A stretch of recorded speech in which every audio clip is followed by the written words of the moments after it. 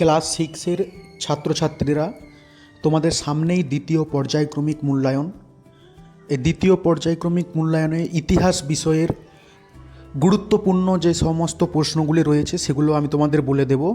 এই প্রশ্নগুলো করলে তোমরা পরীক্ষায় কমন পাবেই।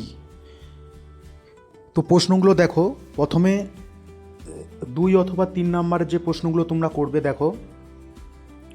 টিকা লেখো বৈদিক সভ্যতা, চতুরাশ্রম প্রথা কী, স্নাতক কী, আদি বৈদিক যুগে নারীদের অবস্থা কেমন ছিল, পরবর্তী বৈদিক যুগে নারীদের অবস্থার কী পরিবর্তন ঘটেছিল।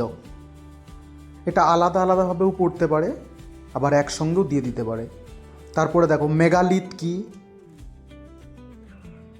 সপ্ত সিন্ধু অঞ্চল বলতে কী বোঝো, 10 রাজার যুদ্ধের বিবরণ দাও, বৈদিক সমাজ 4টে ভাগে কেন ভাগ হয়েছিল,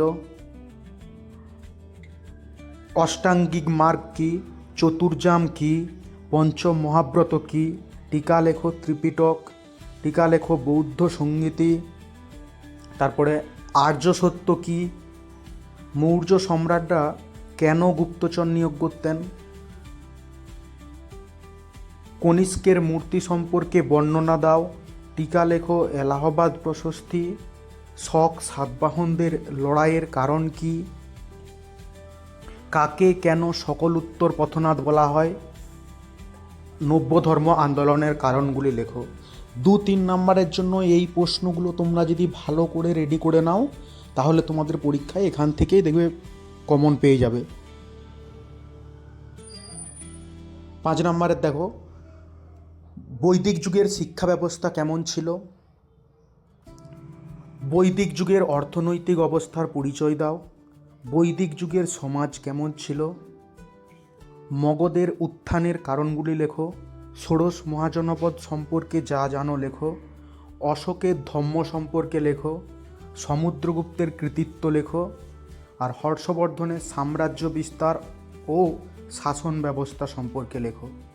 5 নম্বরের মধ্যে আমি মোট 8টা কোশ্চেন দিলাম তোমাদেরকে।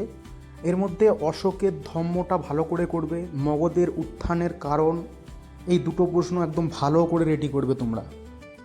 তোমাদের মোট 2টো 5 নম্বরের পরীক্ষায় লিখতে হবে, আর 3 নম্বরের লিখতে হবে 4টা, আর 2 নম্বরেরও লিখতে হবে 4টা। এই প্রশ্নগুলো তোমরা ভালো করে রেডি করে নাও, এর মধ্যে থেকেই কমন পেয়ে যাবে। চ্যানেলটিকে সাবস্ক্রাইব করে রাখবে তোমরা আরও এই ধরনের ভিডিও পাওয়ার জন্য। ধন্যবাদ।